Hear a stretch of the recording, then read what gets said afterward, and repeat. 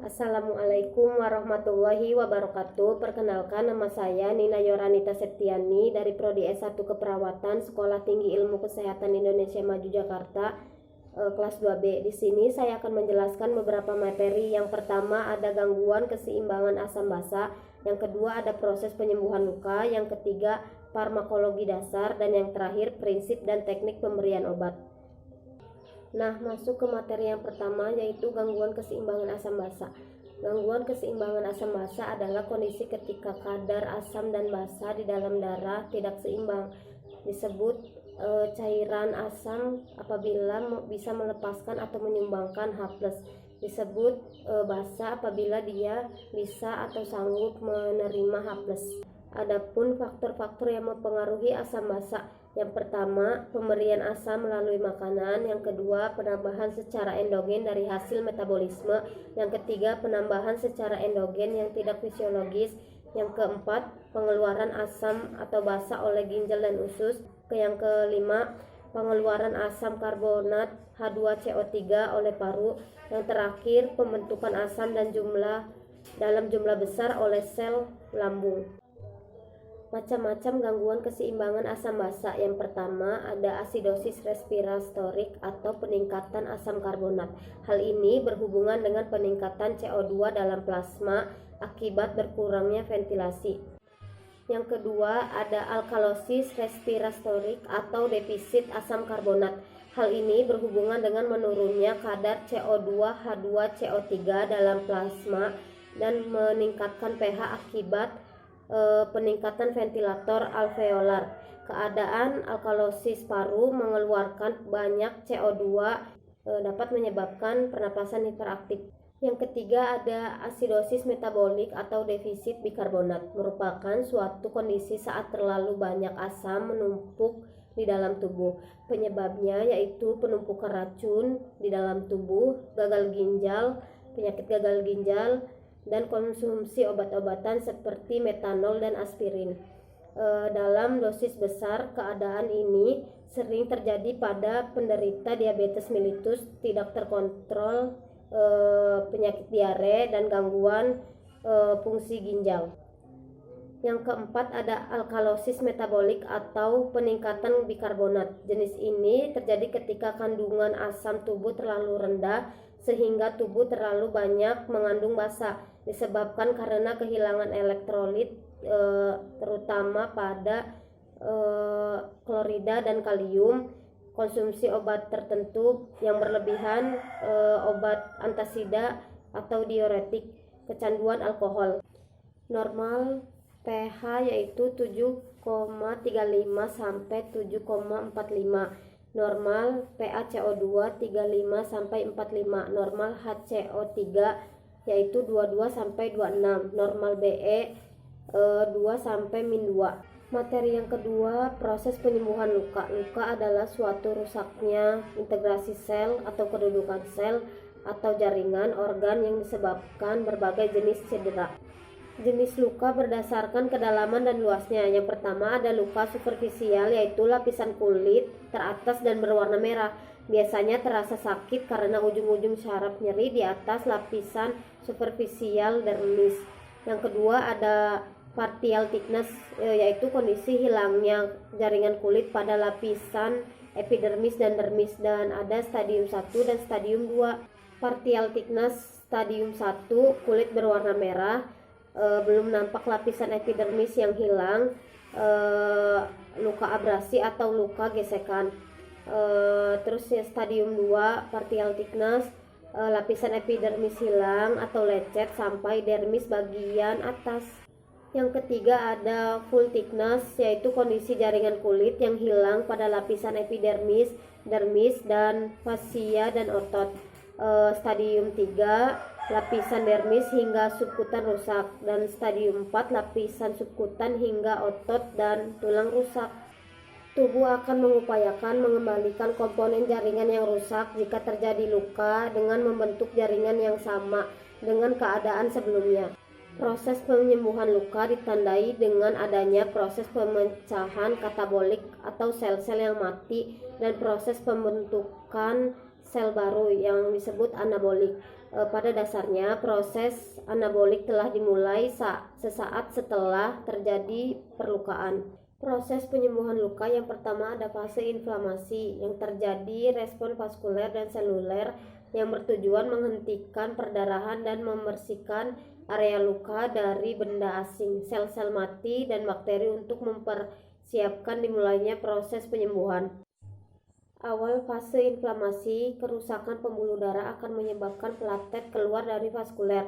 Platet akan menutupi vaskuler yang terbuka dan membuat pembuluh darah kapiler vaskonstriksi. Selanjutnya terjadi penempatan endotel yang akan menutup pembuluh darah.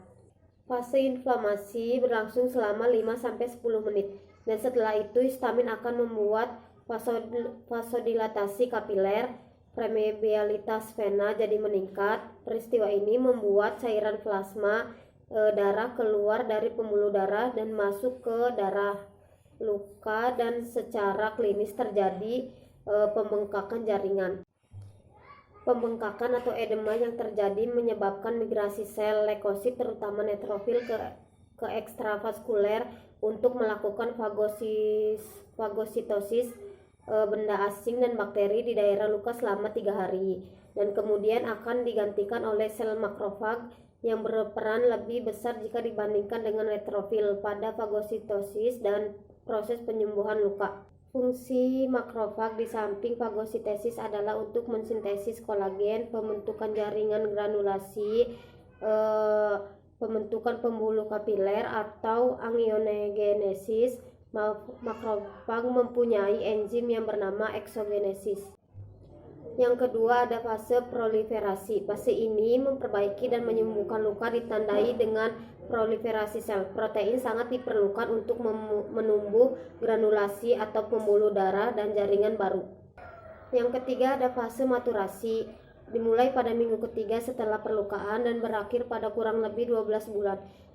Tujuan dari fase ini untuk menyempurnakan terbentuknya jaringan baru menjadi jaringan penyembuhan yang kuat dan bermutu. Warna kemerahan pada jaringan ini berkurang karena pembuluh mulai regresi dan kolagen bertambah banyak untuk memperkuat jaringan parut. Untuk mencapai penyembuhan yang optimal diperlukan keseimbangan produksi kolagen. Kolagen yang berlebihan akan menyebabkan pada jaringan parut atau hipertrophic scar.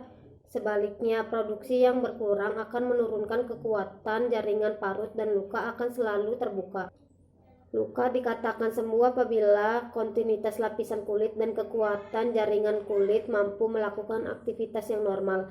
Meskipun proses penyembuhan luka sama bagi setiap penderita, tapi hasil yang dicapai sangat tergantung pada kondisi biologik individu, lokasi, dan luasnya luka. Faktor-faktor yang mempengaruhi penyembuhan luka yang pertama ada umur. Pasien dewasa dan anak-anak akan lebih mudah dalam proses penyembuhan luka dibandingkan dengan pasien lanjut usia. Yang kedua ada nutrisi untuk kesembuhan lukanya seperti protein, vitamin C, dan vitamin A serta mineral. Yang ketiga ada medikasi. Obat-obatan yang dikonsumsi pasien akan memperlambat proses penyembuhan luka. Sebagai contoh obat golongan steroid, aspirin, heparin, dan anti kanker. Yang keempat ada sistem kekebalan tubuh. Yang kelima ada obesitas. Yang keenam ada penyakit lain seperti penyakit diabetes mellitus, gagal ginjal, penyakit yang berhubungan dengan imunitas, dan adanya penyakit infeksi. Yang terakhir ada gaya hidup seperti merokok. Materi yang ketiga yaitu farmakologi dasar. Obat adalah racun, namun dalam takaran atau dosis yang tepat dapat mencegah penyakit, mengobati penyakit. Dosis diberikan kepada anak atau dewasa atau orang tua dalam beberapa kali sehari dan dapat menghasilkan efek terapi yang didapatkan atau yang diharapkan. Penggolongan obat yang pertama ada obat keras dan psikotropika. Obat keras biasanya dengan resep dokter, sedangkan obat psikotropika menyebabkan perubahan khas pada aktivitas mental dan perilaku. Contoh obat keras yaitu asam epanamat. Contoh obat psikotropika adalah diazepam. Lambang etiket pada obat keras biasanya huruf K, dan lingkaran berwarna merah dengan garis tepi berwarna hitam. Yang kedua ada obat narkotika, dapat menyebabkan penurunan atau perubahan kesadaran, hilangnya rasa, mengurangi sampai menghilangkan rasa nyeri, dan menimbulkan ketergantungan. Contohnya obat morfin, dan etiket simbolnya seperti lingkaran merah dengan tepi lingkaran merah, dan di dalamnya ada tanda seperti tanda plus. Yang ketiga ada obat bebas terbatas, adalah termasuk obat keras tapi dapat dibeli dengan tanpa resep dokter. Etiket simbolnya lingkaran berwarna biru dengan tepi lingkaran berwarna hitam. Tetapi pemakaian obat bebas terbatas harus sesuai dengan petunjuk yang tertera pada kemasan, contohnya obat CTM. Yang keempat ada obat bebas yang dijual bebas di pasaran tanpa resep dokter. Tanda khusus pada kemasan dan etiket obat bebas adalah lingkaran hijau dengan garis tepi berwarna hitam, contohnya obat Paramek, Panadol, dan paracetamol.